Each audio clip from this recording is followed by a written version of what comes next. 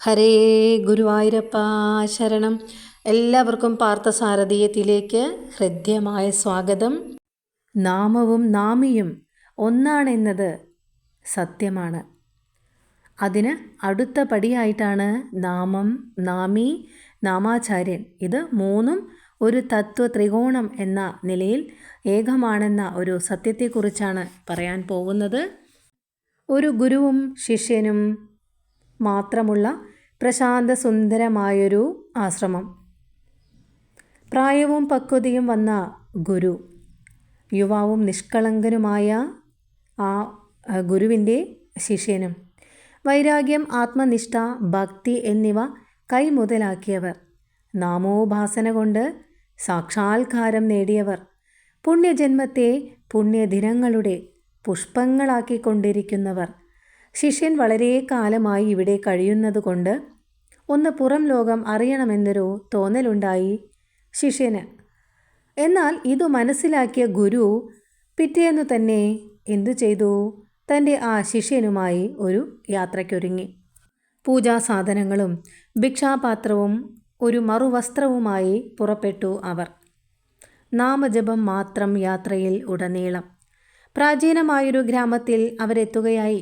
പുണ്യക്ഷേത്രങ്ങളില്ലാത്തൊരു ഗ്രാമവും ഇല്ല. അങ്ങനെ അവരൊരു ക്ഷേത്ര പരിസരത്തെത്തി. ഗ്രാമവാസികളാവട്ടെ കൂപ്പുകൈകളോടുകൂടി അവരെ സ്വീകരിച്ചു. അപ്പോൾ ദീപാരാധനയ്ക്കായി നടയടച്ചു. അങ്ങനെ ധ്യാനത്തിൽ ഇരുന്നിരുന്ന ആ ഗുരു ശിഷ്യന്മാരിൽ നിന്ന് കണ്ണെടുക്കാതെ ഭക്തജനങ്ങൾ ആനന്ദത്തിലാറാടി. അങ്ങനെ ആ അമ്പലനട തുറന്നു. ആ ഭൗമമായൊരു തേജസ് ഗുരുവിലേക്കും ആ ഗുരുവിൽ നിന്ന് വിഗ്രഹത്തിലേക്കും പ്രവഹിക്കുന്നത് ചില സുഹൃതികൾക്കും മേൽശാന്തിക്കും ദർശിക്കാൻ കഴിയുകയുണ്ടായി. പൂർണ്ണാലങ്കാരഭൂഷിതനായി നിൽക്കുന്ന സച്ചിദാനന്ദ കട്ടയായ സാക്ഷാൽ ശ്രീകൃഷ്ണ ഭഗവാനെ അവരെല്ലാവരും അവിടെ കണ്ടു. അത്താഴമുണ്ണാൻ ഓരോരുത്തരും ഈ ഗുരുവിനെയും ശിഷ്യനെയും ക്ഷണിച്ചു. പക്ഷേ ഗുരു പുഞ്ചിരിച്ച് നാമം ജപിക്കുകയല്ലാതെ ഒന്നും തന്നെ പറഞ്ഞില്ല. ഒരക്ഷരം ഉരിയാടാൻ വയ്യാതെ മറുവശത്ത് മാറി നിന്ന പൂജകനെ ഗുരുനാഥൻ ഒന്ന് നോക്കി. അങ്ങനെ ഇരുവരുടെയും കണ്ണുകൾ തമ്മിൽ സംസാരിച്ചു. നൂറ്റാണ്ടുകളായി ഈ ക്ഷേത്രത്തിൽ പൂജ ചെയ്യുന്ന സുഹൃതികളുടെ പരമ്പരയിൽപ്പെട്ട പൂജാരി സാക്ഷാൽ സുധാമാവിനെ പോലെ ഭക്തിയുള്ള പുണ്യാത്മാവായിരുന്നു. ഗുരുവും ശിഷ്യനും കൂടി ഒടുവിൽ അദ്ദേഹത്തോടൊപ്പമാണ് പോയത്. അങ്ങനെ ഈ പൂജകൻ്റെ ഈ തിരുമേനിയുടെ വീട്ടിലെത്തി. ഗുരുവും ശിഷ്യനും കുചേല പത്നിയെപ്പോലെ തുന്നിക്കൂട്ടിയ തുണി ധരിച്ച ആ വീട്ടമ്മ, തൻ്റെ ആ പാതിവൃത്യ ശക്തി സ്ഫുരിക്കുന്ന ആ ഒരു അതിതേജസ്വിയായ സ്ത്രീ, അവരുടെ ഒരേയൊരു മകൻ ഗോപാലൻ, ഒറ്റ തോർത്തുടുത്ത് ഭസ്മവും ചന്ദനവും എല്ലാം പൂശി ബ്രഹ്മ തേജസ്സു നിറഞ്ഞ രീതിയിൽ ആ തിരുമേനിയുടെ ആ പൂജകൻ്റെ മകനെയും ഗുരുവും ശിഷ്യനും കണ്ടു. അങ്ങനെ ഇവരെ സ്വാഗതം ചെയ്തു അദ്ദേഹത്തിൻ്റെ ഭാര്യയും മകനും. ഇരുവരും ദേഹശുദ്ധിയെല്ലാം വരുത്തി ഭക്തിയോടുകൂടി തിരുനാമങ്ങൾ ജപിച്ചുകൊണ്ടിരുന്നു. ആ സമയത്താണ് പുറത്തു നിന്നും ഒരു ശബ്ദം കേട്ടത്. ആ നാമജപത്തിൽ പങ്കെടുക്കുവാൻ വന്ന ഒരു പശുവും കുഞ്ഞും കൂടി ആ മുറ്റത്തുണ്ടായിരുന്നു. നാമജപത്തോടൊപ്പം തന്നെ അവരും ആ പശുവും കുഞ്ഞും കൂടി തങ്ങളുടെ തലയാട്ടിയും ചെവികളാട്ടിയും എല്ലാം പങ്കെടുത്തു. അങ്ങനെ ഈ ഗുരു പശുവിനെ കാണണം എന്നൊരു ആഗ്രഹം പ്രകടിപ്പിച്ചു. സുന്ദരിയായൊരു വെളുത്ത പശുവും കണ്ടാൽ കെട്ടിപ്പുണരാൻ കൊതിക്കുന്നൊരു കിടാവും.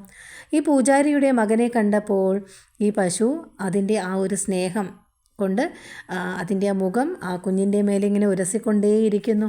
ഗുരുവും ശിഷ്യനും കൂടി അവരെ തലോടി കൊടുത്തു. എന്തോ ഒരു കൗതുകമുള്ള കിടാവ് എന്ന് ശിഷ്യൻ വിചാരിക്കുകയും ചെയ്തു. ശാന്തിവൃത്തിയിൽ തുച്ഛമായ വരുമാനമേ ഉണ്ടായിരുന്നുള്ളൂ ആ കുടുംബത്തിന്. ഈ പശുവിൻ്റെ കൂടെ പാല് വിറ്റിട്ടാണ് അവർ ജീവിച്ചിരുന്നത്. എളിയ തോതിൽ ഭക്ഷണം കഴിച്ച് അവരെല്ലാവരും കിടന്നു. നേരം ഏതാണ്ട് അർദ്ധരാത്രിയോടടുത്തു. എല്ലാവരും നല്ല ഉറക്കത്തിലായിരുന്നു. നല്ല ഇരുട്ടും. പെട്ടെന്ന് ഗുരുനാഥൻ ശിഷ്യനെ വിളിച്ചു. ആരെയും ഉണർത്താതെ എൻ്റെ കൂടെ വരൂ എന്ന് പറഞ്ഞ് മറ്റൊരു കാര്യം താക്കീതുപോലെ പറയുകയും ചെയ്തു ഗുരു. ഇനി ഒരാഴ്ചത്തേക്കു ശേഷമാണ് നമ്മൾ ആശ്രമത്തിൽ തിരിച്ചെത്തുക. അതുവരെ നാമജപത്തിനു മാത്രമല്ലാതെ ഒന്നും തന്നെ നാം തമ്മിൽ സംസാരിക്കുവാൻ പാടില്ല. ഇതും പറഞ്ഞ് നേരെ തൊഴുത്തിലേക്കാണ് പോയത് ഗുരു. പുറകെ ശിഷ്യനും പോയി. അങ്ങനെ ഇവരെ കണ്ടപ്പോൾ പശുവും കിടാവും ഉണർന്നു. പശുവിനെ ഒന്ന് തഴുകി കിടാവിനരികിൽ ചമ്രം പടിഞ്ഞിരുന്നു ഗുരു. എന്നിട്ട് തൻ്റെ 2 കൈത്തലങ്ങളും ആ കിടാവിൻ്റെ മുഖത്തിന് ഇരുവശവും വെച്ച് മുന്നോട്ട് കുനിഞ്ഞു, രഹസ്യം പറയും പോലെ. അടുത്ത നിമിഷം ആ പശുക്കുട്ടി കിടന്ന് പിടഞ്ഞു, തൻ്റെ കൈകാലുകൾ ഇട്ടടിച്ചു, ആ കൊച്ചു ജീവൻ വിട്ടകന്നു. ശിഷ്യനാകെ ഞെട്ടിത്തെറിച്ചു പോയി. ആദ്യമായിട്ടാണ് ശിഷ്യൻ ഇങ്ങനൊരു കാഴ്ച പോലും കാണുന്നത്. എന്തായിരിക്കും തൻ്റെ ഗുരു അതിൻ്റെ ആ ചെവിയിൽ ഉച്ചരിച്ചത്? ആ ചെവിയിൽ ഉച്ചരിച്ച മന്ത്രശക്തിയാലാണ് പശുക്കുട്ടി മരിച്ചതെന്ന് ഈ ശിഷ്യന് മനസ്സിലായി. ഒരാഴ്ച മിണ്ടാൻ പാടില്ല എന്നാണല്ലോ ഗുരു പറഞ്ഞത്. ഈ തള്ളപ്പശുവാണെങ്കിൽ ആകെ വിഭ്രാന്തിയായി കയറ് പൊട്ടിക്കുവാൻ നോക്കുന്നു. ഇതെല്ലാം കണ്ട ശിഷ്യൻ കണ്ണുനീരണിഞ്ഞു പോയി. അങ്ങനെ പൂജാമുറിയിലെത്തി ഇരുവരും. പാവം പൂജാരിക്ക് അന്നു കിട്ടിയ തുച്ഛമായ പണം 1 രൂപ പോലുമില്ല. ഗുരു അതെല്ലാം പെറുക്കി ഭാണ്ഡത്തിലാക്കി. ഇനി പുറപ്പെടാമെന്ന് കൈകൊണ്ട് ആംഗ്യം കാട്ടി ഗുരു. ഒരു നിഷ്കളങ്കമായ ജീവനെ കൊന്നു. ചോറ് തന്ന, ഒരു നേരം കിടക്കാൻ ഇടം തന്ന ആ ദരിദ്രനായ പൂജകൻ്റെ പണവും തൻ്റെ ഗുരു അപഹരിച്ചു. ഇതെല്ലാം കഴിഞ്ഞപ്പോൾ ഗുരു നടക്കുകയായിരുന്നില്ല, വേഗം രക്ഷപ്പെടാനുള്ള ഓട്ടമായിരുന്നു. താൻ ചെയ്ത കാര്യം ആരും അറിയാതെ ഇരിക്കുവാനാവുമോ?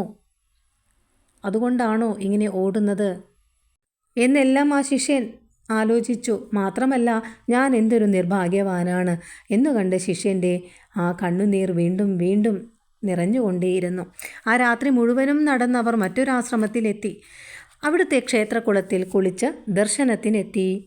ആ സമയത്തും തൻ്റെ ഗുരു നിർത്താതെ നാമം ജപിച്ചുകൊണ്ടിരിക്കുന്നത് ഈ ശിഷ്യൻ ശ്രദ്ധിച്ചു. മാത്രമല്ല, ഈ ഒരു പാപി നാമം ജപിക്കുന്നത് നാട്ടുകാരെ കബളിപ്പിക്കുവാനല്ലേ എന്ന് ആ ശിഷ്യന് തോന്നി. ഊട്ടുപുരയിൽ നിന്ന് ഭക്ഷണം കഴിച്ച് നടന്ന് 3-ാമത്തെ ദിവസം നല്ല സമ്പൽ സമൃദ്ധിയുള്ളൊരു ഗ്രാമത്തിലെത്തി അവർ. നല്ല വലിയ പെരുംതൃക്കോവിലും പുണ്യനദിയും ഭംഗിയുള്ള കെട്ടിടങ്ങളും ലക്ഷ്മീദേവിയുടെ സാന്നിധ്യം നിറഞ്ഞു നിൽക്കുന്ന സ്ഥലം. പതിവ് പോലെ സന്ധ്യയ്ക്ക് ആ അമ്പലത്തിൽ പ്രത്യേകമായ ഒരു പൂജ നടക്കുന്നുണ്ടായിരുന്നു. ഒരു വലിയ ധനികൻ്റെയായിരുന്നു ആ പൂജ. അദ്ദേഹത്തിൻ്റെ പിറന്നാളായിരുന്നു അന്ന്. നല്ല ആൾക്കൂട്ടവുമുണ്ട് ക്ഷേത്രത്തിൽ. അവരെല്ലാവരും ഗുരുവേ നമ എന്ന് പറഞ്ഞ് നമസ്കരിച്ചു ഗുരുവിനെ. എന്നാൽ ശിഷ്യൻ ഇത് കണ്ടപ്പോഴോ ഈ മഹാപാപിയുടെ കൈകൊണ്ട് അനുഗ്രഹം വാങ്ങേണ്ട എന്ന് പറയാൻ തോന്നി. പക്ഷേ ഒന്നും മിണ്ടിയില്ല ശിഷ്യൻ. അതിനിടയിൽ മാന്യനായ ഒരാൾ, അദ്ദേഹത്തിൻ്റെ ഭാര്യ, അദ്ദേഹത്തിൻ്റെ 8 വയസ്സു മാത്രം പ്രായമുള്ള മകൻ എന്നിവരോടൊപ്പം വന്ന് ഈ ഗുരുവിനെ നമസ്കരിച്ചു. അപ്പോഴാണ് പറഞ്ഞത് പിറന്നാൾ അദ്ദേഹത്തിൻ്റെതായിരുന്നു എന്ന്. മാത്രമല്ല, അദ്ദേഹം ഒരുപാട് രൂപയുടെ വഴിപാടുകളെല്ലാം നടത്തി അമ്പലം നന്നാക്കാൻ പണം കൊടുത്തു എന്നും ഈ ഗുരുവിനോടായി സ്വയം പുകഴ്ത്തി പറയുവാൻ തുടങ്ങി. പിന്നെ അദ്ദേഹത്തിൻ്റെ വീട് വലുതാണെന്നും അങ്ങോട്ടേക്ക് ഗുരുവും ശിഷ്യനും ചെല്ലണമെന്നും നിങ്ങളുടെ കാര്യമെല്ലാം ഞങ്ങൾ നോക്കാമെന്നും പറഞ്ഞ് അങ്ങോട്ടേക്കായി ക്ഷണിച്ചു. അപ്പോൾ അദ്ദേഹത്തിൻ്റെ ആ കുഞ്ഞു മകനെ വിളിച്ച് ആ കുട്ടിയുടെ തോളിൽ കൈവച്ച് പേര് ചോദിച്ചു ഈ ഗുരു. ആ കുഞ്ഞു പറഞ്ഞു തൻ്റെ പേര് ഗോവിന്ദൻ എന്നാണെന്ന്. ശിഷ്യൻ അപ്പോൾ ആദ്യം പോയ വീട്ടിലെ ആ പൂജാരിയുടെ മകൻ ഗോപാലനെ ഒന്ന് ഓർത്തുപോയി. അവൻ്റെ ആ പശുക്കിടാവിൻ്റെ മരണം എങ്ങനെ സഹിച്ചിരിക്കും ആ കുഞ്ഞ്? മാത്രമല്ല, അദ്ദേഹവും പത്നിയും നീറി കഴിയുകയാവും. ഇദ്ദേഹമാണോ വൈരാഗി, തൻ്റെ ഈ ഗുരുവാണോ വൈരാഗി എന്നെല്ലാം ആ ശിഷ്യൻ ആലോചിച്ചു. എന്തായാലും ഗുരു ആ ധനികൻ്റെ വീട്ടിലേക്ക് ചെല്ലാമെന്ന് വാക്കും കൊടുത്തു. അങ്ങനെ ഒരു കുതിരവണ്ടിയിൽ കയറി കൊട്ടാരം പോലെയുള്ള വീട്ടിലെത്തി അവരിരുവരും. പൂർണ്ണകുംഭവും നാദസ്വരവും എല്ലാം ഉണ്ടിവരെ സ്വീകരിക്കുവാൻ. സന്തോഷിക്കുന്ന പോലെ ഗുരുവും. ആ ഗുരുവിൻ്റെ ആ ഒരു കാര്യങ്ങൾ കണ്ട് പുച്ഛഭാവത്തിൽ ശിഷ്യനും അങ്ങോട്ടേക്കായി നടന്നു. ഇന്നൊരു മഹാൻ വീട്ടിൽ വന്നാൽ അത് സാക്ഷാൽ ഭഗവാൻ ശ്രീ മഹാവിഷ്ണുവാണെന്നും അപ്പോൾ ലക്ഷ്മീദേവി കൂടെ ഉണ്ടാവുമെന്നും അപ്പോൾ ഇനിയും പണം വർദ്ധിക്കുമെന്നും കരുതിയാണ് ആ വലിയ പണക്കാരൻ ആ ഗുരുവിനെ അങ്ങോട്ട് സ്വീകരിച്ചത്. ഗുരുവാവട്ടെ അദ്ദേഹത്തിൻ്റെ മകനെ തൻ്റെ കൂടെ തന്നെ നിർത്തി. അച്ഛൻ്റെ ചീത്ത സ്വഭാവം ഒന്നും തന്നെ ആ കുട്ടിക്ക് ഉണ്ടായിരുന്നില്ല. സത്യത്തിൽ പ്രഹ്ലാദനെ പോലെ. അങ്ങനെ വിഭവസമൃദ്ധമായ സദ്യയെല്ലാം കഴിഞ്ഞ് തൻ്റെ വീട് കാട്ടിക്കൊടുത്തുകൊണ്ട് നടന്നു ആ ധനികൻ. അങ്ങനെ ആ വീടിൻ്റെ മധ്യഭാഗത്തെത്തിയപ്പോൾ ഒരു മുറി പൂട്ടിയിട്ടതായി കണ്ടു. എന്നിട്ട് അദ്ദേഹം ഗുരുവിനോടായി പറഞ്ഞു കൊടുത്തു, ആ മുറി എൻ്റെ മുതുമുത്തച്ഛൻ വെച്ച വീടിൻ്റെ പൂജാമുറിയാണ്. അവിടെ ലക്ഷ്മി സാന്നിധ്യമുണ്ട്. അവരോട് അകത്തു കയറുവാൻ പറഞ്ഞു ഈ ധനികൻ. എന്തിനാണെന്നോ, അവർ അതിനകത്ത് കയറിയാൽ ഇനിയും തനിക്ക് സ്വത്ത് നിറയും എന്ന് തന്നെ കരുതിയിട്ടാണ്. അപ്പോൾ ഈ ധനികൻ 100 രൂപയുടെ നാണയങ്ങൾ അവിടെ വെച്ചു, ദക്ഷിണയായിട്ട് ഈ ഗുരുവിന് കൊടുക്കാൻ. അങ്ങനെ ആ ഗുരു ആ ദക്ഷിണ സ്വീകരിച്ചു. ഇതും കൂടി കണ്ടപ്പോൾ ആ ശിഷ്യൻ ആകെ വല്ലാതെയായിപ്പോയി. തൻ്റെ ഗുരു ആ പണം സ്വീകരിച്ചു, എന്തിനാണ് ഇദ്ദേഹത്തിന് ഇത്രയും പണം എന്നെല്ലാം ചിന്തിച്ചു. പക്ഷേ ഗുരു എന്തു ചെയ്തുവെന്നോ, ആ പണം സ്വീകരിച്ചു എന്ന മട്ടിൽ അത് അദ്ദേഹത്തിന് തന്നെ തിരികെ കൊടുത്തു. ധനികൻ സന്തോഷിച്ചു, കാരണം അദ്ദേഹത്തിൻ്റെ കയ്യിൽ നിന്നും ഒന്നും പോയില്ലാലോ. പിന്നീട് അവർ പോയത് അദ്ദേഹത്തിൻ്റെ പഴയൊരു പൂജാമുറിയിലേക്കായിരുന്നു. അവിടെ ഒരു പഴയ തൂണുണ്ടായിരുന്നു. അങ്ങനെ ഈ ഗുരു ആ തൂണിൽ കൈകൊണ്ടൊന്ന് തട്ടിയപ്പോൾ ആ തൂണിൻ്റെ കഷ്ണങ്ങൾ അടർന്നു വീണു. എത്രയും പെട്ടെന്ന് തന്നെ ആ അടർന്നു വീണ ഭാഗം അടയ്ക്കുവാനുള്ള സാധനങ്ങൾ കൊണ്ടുവരുവാൻ ഗുരു പറഞ്ഞു. എന്നിട്ട് ഈ ഗുരു തന്നെ ആ ദ്വാരം അടച്ചു കൊടുക്കുകയും ചെയ്തു. ഈ ധനികനാണെങ്കിൽ സന്തോഷമായി, അതിന് ചിലവാവാതെ കഴിഞ്ഞല്ലോ. തിരിച്ചു പോരുമ്പോൾ ഗുരു അദ്ദേഹത്തിൻ്റെ ആ ധനികൻ്റെ മകനായ ഗോവിന്ദനെ വിളിച്ചു. എന്നിട്ട് സ്വകാര്യമായി ആ കുഞ്ഞിൻ്റെ ചെവിയിൽ എന്തോ പറഞ്ഞു. പിന്നീട് അവർ ആശ്രമത്തിലേക്കായി തിരിച്ചു. ആശ്രമത്തിലേക്ക് കയറാൻ ആ ശിഷ്യന് തോന്നിയതേയില്ല. ഗുരു പുറത്തൊരു മരച്ചുവട്ടിൽ കണ്ണുകൾ അടച്ചിരിക്കുന്നു. എല്ലാം ഇട്ടെറിഞ്ഞ് പോകണമെന്നാണ് ആ ശിഷ്യന് തോന്നിയത്. പക്ഷേ അന്നും കൂടി മൗനമായിട്ടിരിക്കണമെന്ന് ഗുരുവിന് കൊടുത്തൊരു വാക്കുണ്ടല്ലോ. ആ വാക്കിൻ്റെ വ്യവസ്ഥയിൽ ആ ശിഷ്യൻ ആ ആശ്രമത്തിൽ നിന്നു. പശുക്കുട്ടിയുടെ കഴുത്ത് എങ്ങനെയാണോ ഇദ്ദേഹം ഞെരിച്ചു കൊന്നത്, അതുപോലെ ഇദ്ദേഹത്തെയും കൊന്നാൽ എന്താണ് എന്ന് വരെ തോന്നി ഈ ശിഷ്യന്. അങ്ങനെ ആശ്രമത്തിൽ അകത്തേക്ക് ഗുരു ഒന്നും അറിയാത്തവൻ എന്ന പോലെ വന്നിട്ട് ഈ ശിഷ്യനോടായി ഒന്ന് ചിരിച്ചു. അപ്പോൾ ശിഷ്യൻ ആ ചിരി തിരികെ കൊടുക്കാതെ മുഖം തിരിക്കുകയാണ് ചെയ്തത്. പശുക്കുട്ടിയെ ഞെരിച്ച പോലെ എന്നെയും ഞെരിക്കാൻ തോന്നിയല്ലേ എന്നാ ശിഷ്യനോടായി ഗുരു ചോദിച്ചു. അപ്പോഴാണ് ശിഷ്യൻ ഒന്ന് ഞെട്ടിയത്. അവൻ്റെ മനസ്സിൽ തോന്നിയ കാര്യം, ഞാൻ നാമം ജപിക്കുന്നത് പോലും നാട്ടുകാരെ കബളിപ്പിക്കാനാണെന്ന് തോന്നിയില്ലേ? എന്നാൽ ഇനി കേട്ടോളൂ എന്ന് ആ ശിഷ്യൻ എന്തൊക്കെയാണോ മനസ്സിൽ ചിന്തിച്ചത് അതെല്ലാം ഗുരു ആ ശിഷ്യനോടായി തുറന്നു പറഞ്ഞു. എന്നിട്ട് ഇപ്രകാരം കൂടി അദ്ദേഹം കൂട്ടിച്ചേർത്തു. നമ്മൾ ആദ്യം പോയില്ലേ, ആ പൂജാരിയുടെ വീട്ടിൽ പൂർവകർമാർജിതമായ കുറേയേറെ ദുരിതങ്ങൾ ഉണ്ടായിരുന്നു. അതാണ് അവരുടെ ആ ദാരിദ്ര്യത്തിന് കാരണം. അന്ന് രാത്രി അവിടെ യമദൂതന്മാരുടെ വരവുണ്ട് എന്ന് എനിക്ക് മനസ്സിലായി. അത് പൂജാരിയുടെ പുത്രൻ്റെ ജീവൻ എടുക്കുവാനായിരുന്നു അവരുടെ വരവ്. അതിനെ തടുക്കുവാൻ എന്തു ചെയ്യണം? ഈ ബ്രാഹ്മണൻ അശ്വമേധം നടത്തണം. അതിനുള്ള സാമ്പത്തികമോ സമയമോ ഒന്നും തന്നെ മുന്നിലില്ല. അപ്പോൾ ആ ബ്രാഹ്മണന് വേണ്ടി ഞാൻ പ്രതിവിധി ചെയ്യുവാൻ നിശ്ചയിച്ചു. അങ്ങനെയാണ് പശുക്കിടാവിനെ യാഗാശ്വമായി സങ്കല്പിച്ച് അതിൻ്റെ ചെവിയിൽ ആ തിരുനാമ മന്ത്രം ഓതിയത്. ഈ നാമമന്ത്ര യോഗത്തിന് വിധിവത്തായി ചെയ്യേണ്ടുന്ന വിവിധ മന്ത്രങ്ങളായി ഭവിക്കട്ടെ എന്ന് ഞാൻ പിന്നീട് ഭഗവാനോടായി പ്രാർത്ഥിച്ചു. ഒരു തിരുനാമത്തിന് എത്രയോ യാഗങ്ങളും യജ്ഞങ്ങളും നൽകുന്ന ഫലത്തേക്കാൾ കൂടുതൽ ഫലം തരാൻ സാധിക്കുമെന്ന് ഭഗവാൻ എനിക്ക് പൂർണ്ണമായ വിശ്വാസം നൽകിയിട്ടുണ്ട്. അങ്ങനെ യാഗപശുവായി ഭവിച്ച ആ കിടാവ് അതേ സൽക്കുടുംബത്തിൽ പരമയോഗിയായി ജനിക്കുവാൻ പോകുന്നു. അടുത്ത വർഷം ഇതേ നാളിൽ അവിടെ ചെന്ന് നോക്കിക്കോളൂ. പിന്നെ ആ പണം മോഷ്ടിച്ചത് അതെന്തിനാണെന്നാൽ, ബ്രാഹ്മണനു വേണ്ടി ഒരു കർമ്മം നടത്തിയ ഞാൻ അതിനൊരു ദക്ഷിണ വാങ്ങിയാൽ മാത്രമേ ഫലം കിട്ടുകയുള്ളൂ. അതുകൊണ്ടാണ് അദ്ദേഹത്തിൻ്റെ അന്നത്തെ സമ്പാദ്യം മുഴുവനും ഞാൻ എടുത്തത്. ഇത് കേട്ടപ്പോൾ അദ്ദേഹത്തിൻ്റെ ശിഷ്യന് ആകെ മനോവിഷമമായി. ഇനി മറ്റൊരു ഗ്രാമത്തിൽ എന്താണ് സംഭവിച്ചത് അതും കൂടി നീ അറിയോ? ആ ധനികൻ്റെ മകനായ ഗോവിന്ദനെ നീ ശ്രദ്ധിച്ചുവോ?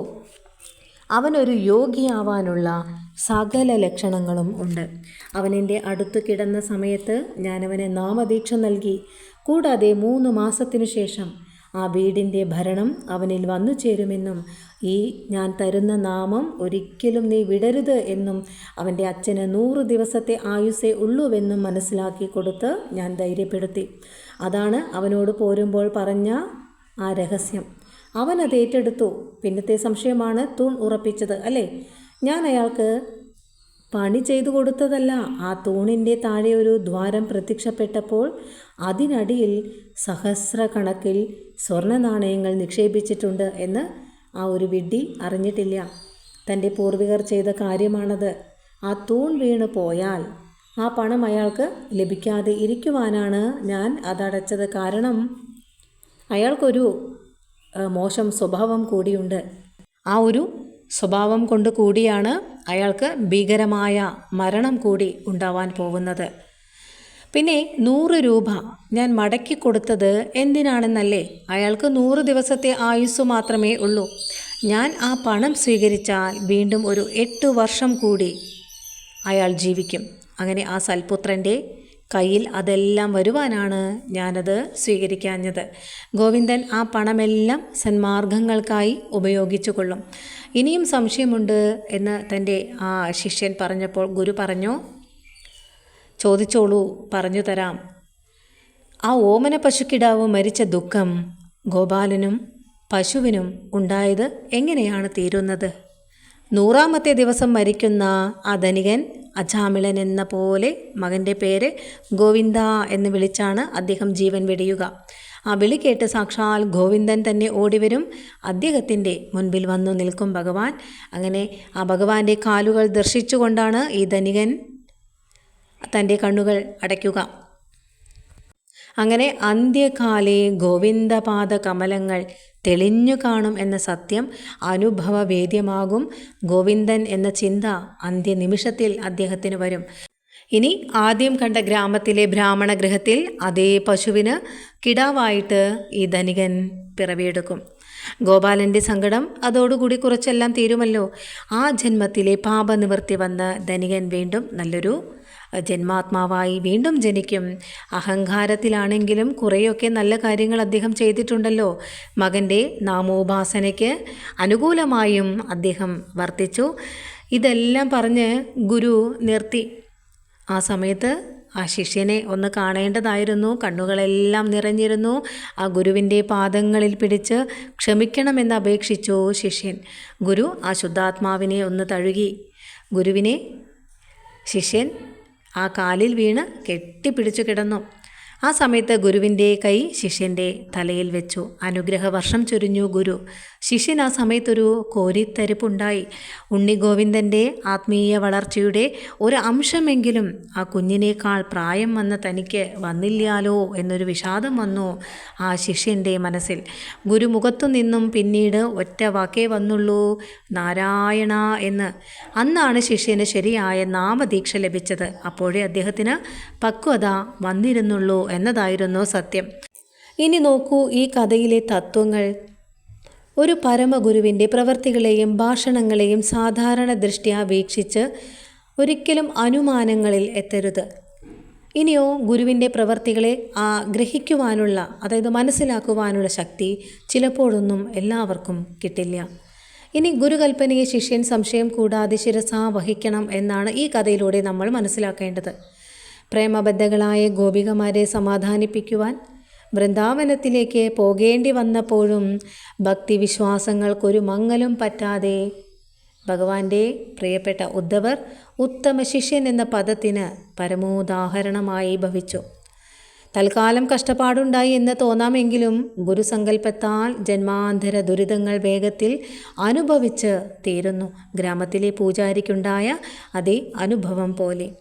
ഇനി ശിഷ്യത്വം സ്വീകരിച്ചതുകൊണ്ട് ലഭിച്ചതുകൊണ്ട് ഗുരുവിൻ്റെ നിലയിൽ എത്താറായി എന്നൊരു വ്യാമോഹം ഒരിക്കലും തന്നെ ഒരു ശിഷ്യന് ഉണ്ടാവരുത്.